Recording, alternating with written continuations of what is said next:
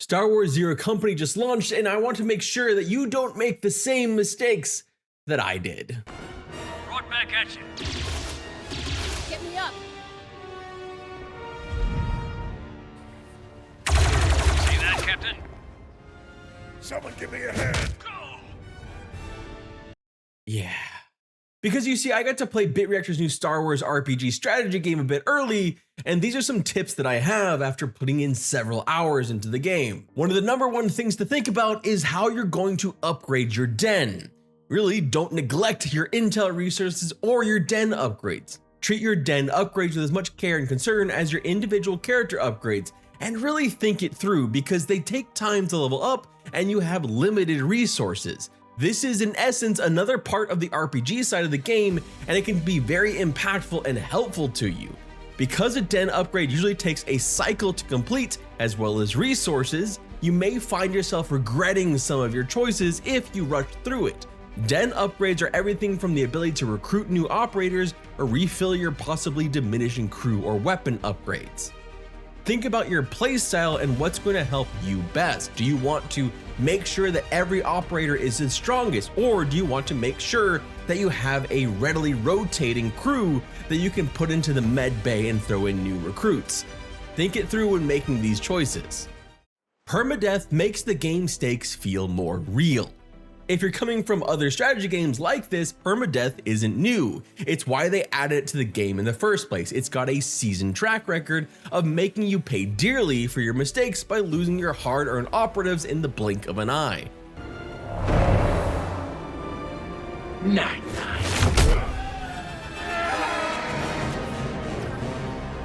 But if you're like me and Zero Company will be your first game of this type, and you're more into RPGs like Baldur's Gate 3 or Dragon Age, you might be scared off from it.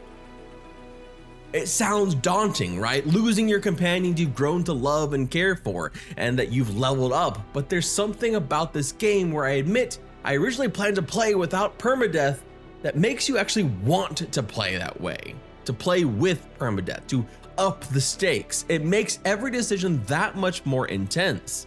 The fear of loss feels very real, and it feels very Star Wars, especially because Zero Company has spent time making authored companions feel like the kind of companions you'd see in a CRPG. But it's also built in a way that if you lose someone to permadeath, lose a companion, lose an operator to permadeath, you can still keep going. The game is built around being able to continue on even after that untimely death. Trust me here and try permadeath, even if you're scared of it. It feels like the way the game is meant to be played. Plus, honestly, the game is probably more forgiving than you expect it to be, especially on normal or lower difficulties. Think of your squad not just as individuals. This may sound basic, but if you're like me, it's easy to go into it not paying attention to the interconnectivity. Some of the most satisfying and devastating moments for me were when I used squad mates together to perform combo actions, like this one here, where I use multiple operators to devastating effect.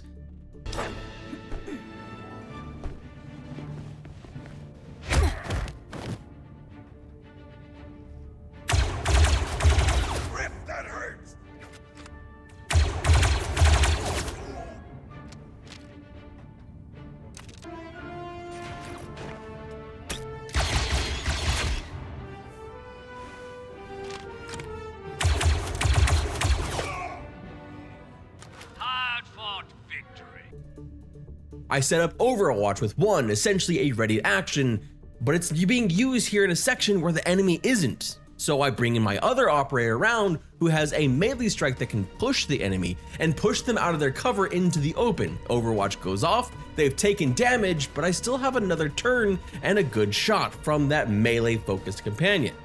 Now this is a little bit overkill, but it's also showing how this kind of works together, because I had a third operator who was set to assist my melee operator, so when I fire here, they fire as well, and now you have one dead Rodian, all set up by that melee strike that led into the Overwatch, which then led into being able to shoot them with a higher percentage. 3 different operators combined together in one turn to really be absolutely devastating. This also works with plenty of other abilities or working together to take down tougher targets or provide healing backup. This also plays into how you build out your team, because by working together like this increases your bond with your operators, as each action that you do actually increases the bond in game. The more they work together, the better the bonds they get, which unlocks more skills that can be cross-trained, creating a sort of powerful loop. Doing direct actions that actually assist each other, that actually help each other, increases that bond, which then increases your operator's power, and it kind of just like feeds into itself. Not to mention that bonds impact the non-combat game as well, like dialogue changes, which for some like me, who's playing the game at least 50 to 60% just for storytelling and characters, that's a must. Action points are not created equal. You'll start to get the hang of it the more you play, but while everyone gets 3 action points to use on everything from movement to attacks to Overwatch, how you utilize it depends on different factors like your weapon type and class. Some classes, for example, will benefit from loading multiple action points into a single shot, while others can be more liberally spread about to different targets. This also reinforces that your squad is not to be treated like individuals, but as a team, because while everyone gets those same 3 action points, some have better synergy together to use them than others. Perhaps you can use a backup ability, for example, with one character who only has a 50% chance to hit an enemy, but another operator who's already spent their action points as a 100% chance. Now you pretty much guarantee that the enemy takes a hit, maybe 2 despite not having good angles. Oh, and some cover, not all, but some cover is actually destructible, which means that maybe it's worth having that miss every now and then, you know? At least that's what I tell myself.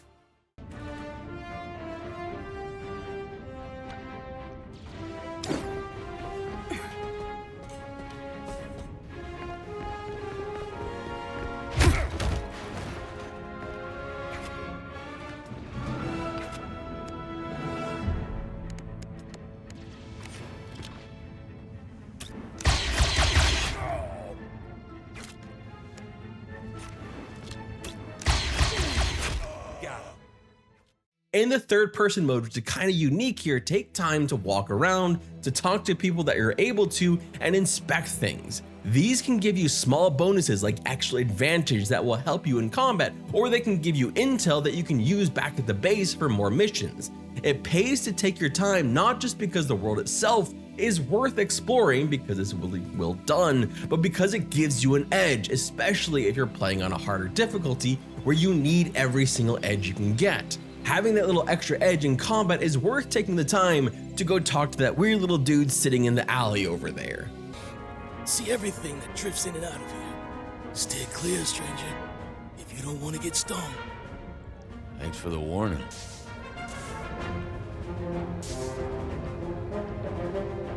One bonus one here because it was really important to me, and it's something that, well, if you want to see all the content, you're going to want to pay attention to this one. Speak to your author companions every time you go back to the den. This is how you'll be offered their companion specific missions if the right conditions are met, so you don't want to miss it. And of course, because they're fun to talk to and add more to the game if you're looking for a more of an RPG experience. Now it's important here to note, if you have permadeath on, you can get your author companions killed. Initial missions will have some plot armor, but eventually you will be able to lose these key companions if you mess up, and with them, you'll lose out on their companion quests. The operators you pick up from the den are great, but they won't have their own quests. Those are just a couple things that I thought would be helpful knowing before going into Zero Company. I had a great time playing the game. I actually got to review it early, and if you want to know my full thoughts on the game, you can see that in this video right here.